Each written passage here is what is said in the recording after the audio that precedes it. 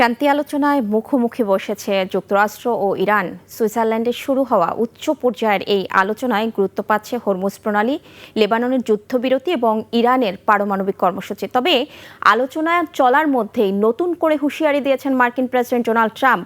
জবাবে পাল্টা হুঁশিয়ারিও দিয়েছে তেহরান। বিস্তারিত নীলাদ্রি ফারহানের রিপোর্টে। নগদ নিয়ে এলো হার না মানা হার অফার।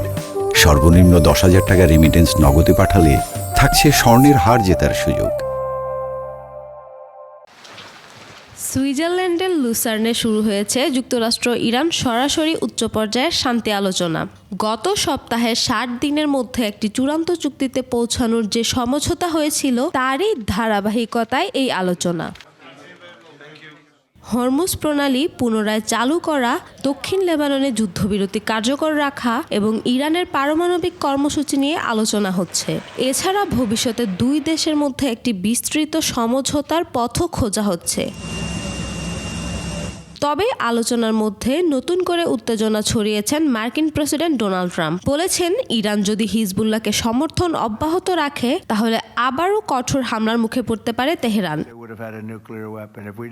এর জবাবে ইরানের প্রধান আলোচক, দেশটির স্পিকার মোহাম্মদ বাঘের গালিবাফ বলেন, হুমকি দিয়ে ইরানকে দমিয়ে রাখা যাবে না। জানান, যদি এসব হুমকি কার্যকর হতো তাহলে আজ আলোচনার টেবিলে বসার প্রয়োজন পড়তো না।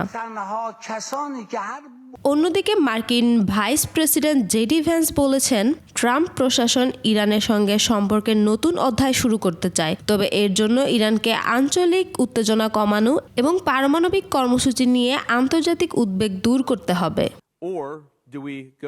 চলমান এই আলোচনা মধ্যপ্রাচ্যের পরিস্থিতিকে কোন দিকে নিয়ে যায় তাই এখন নজরে রাখছে পুরো বিশ্ব।